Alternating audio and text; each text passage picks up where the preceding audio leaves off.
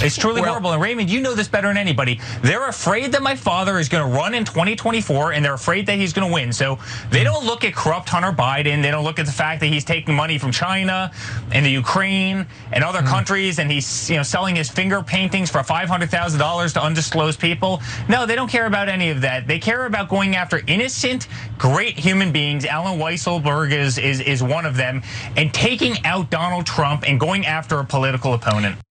Okay, it's not in that clip, but at one point he says something to the effect of, "It's only like $3.5 million."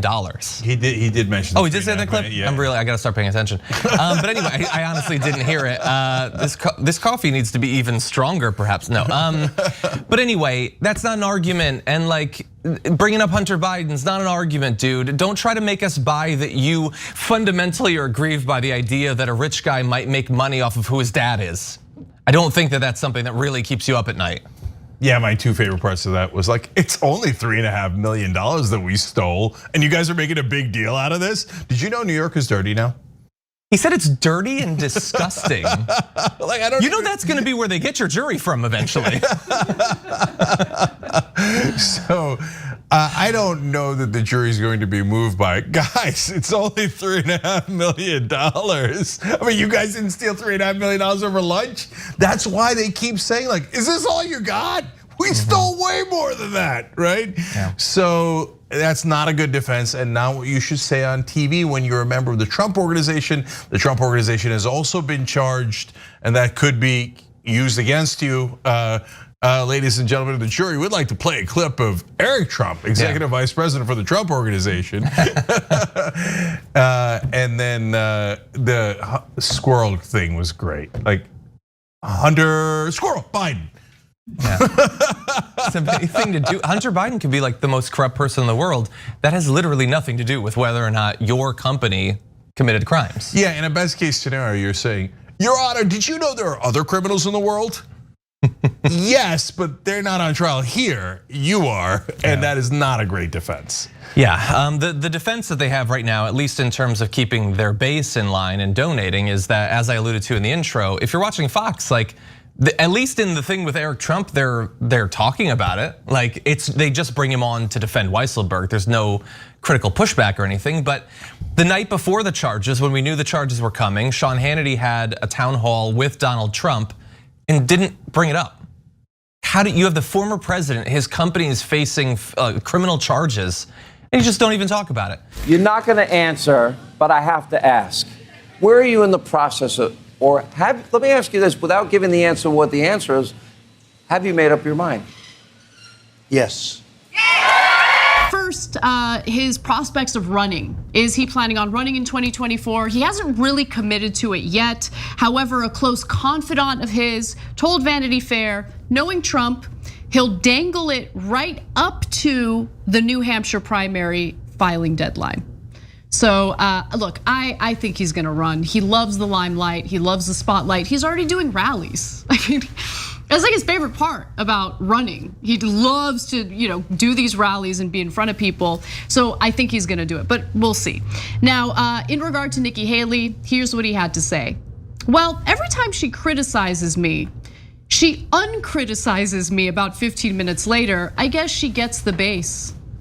And you know what? He's right about that. He is. So look, we're the fairest show in America. So we're not hiding what we think. Can't stand Donald Trump. Worst of the worst. But facts matter because it isn't about Donald Trump, it's about you guys. We have to be honest with you. So that is exactly what Nikki Haley does. So she'll criticize Donald Trump, be like, oh, I can't believe he did that. That besmirches things, right? And she's like, donors, send me the money, y'all, right? It's like Trump's against war. He's not really, but in the times that he says it, Nikki Haley's like, that is outrageous. I love war. Send me the money, right? So Lockheed Martin, Raytheon, they shower her with money. And then the base gets super pissed and she realizes, oh, I'm gonna lose. So one, she might get surprised every time because she lives in a bubble of really rich donors. And so every time the base goes, no, we like Trump, she's like, oh, I mean, I didn't want war either. Yeah, look. Right, come on, get out of here, right? So let me give you another specific example, as was noted in Mediaite by Aidan McLaughlin. Haley did brutally criticize Trump after the January 6th riot at the Capitol. She said his words and actions, quote, will be judged harshly by history, end quote, and that his betrayal of Mike Pence disgusted her.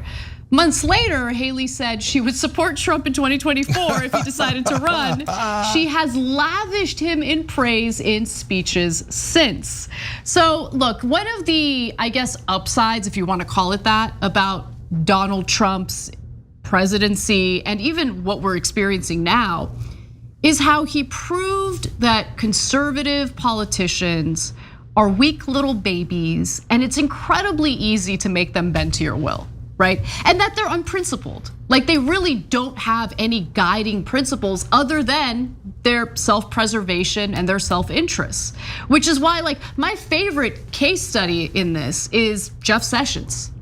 Jeff Sessions, who did the right thing in recusing himself in the Russia investigation, then gets, thrown out of the administration by Donald Trump. He wants his Senate seat back. And as he's running to get his Senate seat back, Donald Trump is like punching him in the face politically, right? Like going after him. And Sessions has no choice but to avoid fighting back because the Republican base loves Trump so much. And remember, Jeff Sessions was actually a wildly popular senator. Yeah. And he was solely unmanned by Trump and then lost in the primary. Oh, so good. Yeah. So delicious. Well, if he's calling me a Keebler elf, I guess I am. I guess I am. What am I gonna do? He's unhappy with his attorney general. Fox News had to use a disclaimer during Donald Trump's CPAC speech due to his repeated lies regarding the 2020 election. Watch. And I lost, in quotes, I lost. It's a disgrace, it's a disgrace. And what they've done to this movement, I think they've made the movement stronger. I'll tell you, in a certain way, I think they've made it stronger. I'll never forget it.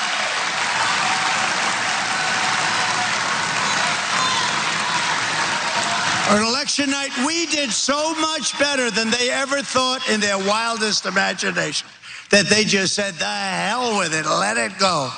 What they did. I'm also leading in the polls against Harris, because not a lot of people think that Joe's going to be running, but you never know. This is a strange world.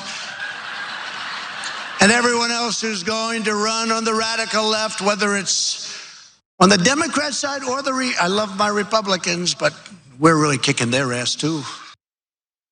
All right, so for our podcast audience, if you're only listening to the audio version of this show, all you need to know is while Trump was spewing his normal, usual lies about the election, Fox News put up a lower third or chyron indicating that the voting system companies deny Trump's allegations about voter fraud and all of that, right? So the reason why Fox had to do that is because they're being sued by those very companies. And I want to just quickly give you the details on those lawsuits. Fox News currently faces a $1.6 billion defamation suit from Dominion Voting Systems for their role in promoting baseless election fraud claims. Another voting systems company, Smartmatic, also filed a $2.7 billion defamation suit against Fox News earlier this year.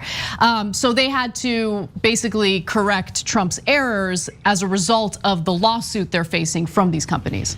So there's two parts of this story. One's random that I'll get to in a second. But in this heart of the story, I'm so curious as to how this is gonna play out. Because Fox News is a giant multi-billion-dollar corporation. So they've got to be concerned about multi-billion-dollar lawsuits. And so they're having to put disclaimers on a lot of their programming. Now remember everybody, we're lying. Okay, we're putting this disclaimer on here because we're gonna get sued for lying. In the past, we used to lie with impunity, but God damn it, now people are suing us, okay? So in this case, it's more about obviously what Trump is saying and giving a disclaimer on that than what their hosts are saying. In the past, their hosts were saying it brazenly. And they were, and then once they stopped their hosts from lying on that particular issue because they got sued on that issue, they bled some audience to Newsmax and OAN. And those guys continued to lie for a lot longer and gave weaker corrections. So will the courts take that into account? Will Newsmax and OAN be guilty, but Fox News won't be? I don't know. Did they thread the needle? Or are the courts going to say, no, it's okay, all of you can lie all you want? It's definitely a possibility that they'll say that, right? So it's really, that'll be very interesting in terms of how it applies, these standards apply to the press, et cetera. Yes, right? yes. No, I love that you brought up the other more, believe it or not, even more unhinged conservative outlets like OAN and Newsmax, because you're right in that while Fox News was terrible, their commentators were certainly perpetuating the big lie, right? And you have like Fox News, like, just like flirting with it. OAN, on the other hand, was even more brazen in just repeating or regurgitating the Trump campaign's lies about the 2020 election allegedly being stolen from Trump, even though they failed to provide a single shred of evidence. They did this because I'm revealing all the evidence on Friday of all the election fraud with these machines. So I'm sorry if you think it's not Mike, real. can I ask our producers, can we get out of here, please?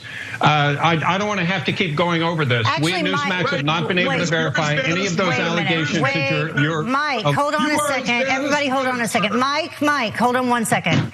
Let's talk a little bit about just what is happening overall in terms of censorship. By the way, that was after he tried to like correct the record several times, but Lindell kept going and he's like, I'm not getting sued. I'm out of here. He's just like walked off the air.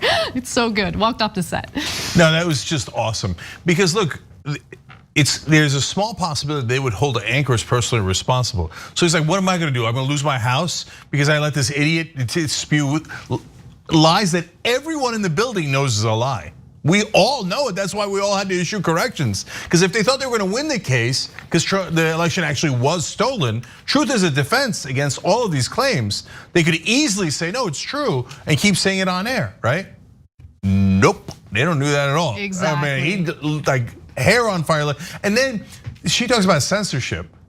Right after that, I love that irony, right? That dude had to come back on air the next day and apologize to Mike Lindell. Oh, it was so good. Okay. Oh, you guys love to roll around in the dirt with the pigs and then you don't know what to do. Oh, can you imagine? I would quit. Yeah. I would quit. I'd be like, no, I'm not apologizing, sorry. Yeah, embarrassing apologies seem to be going around.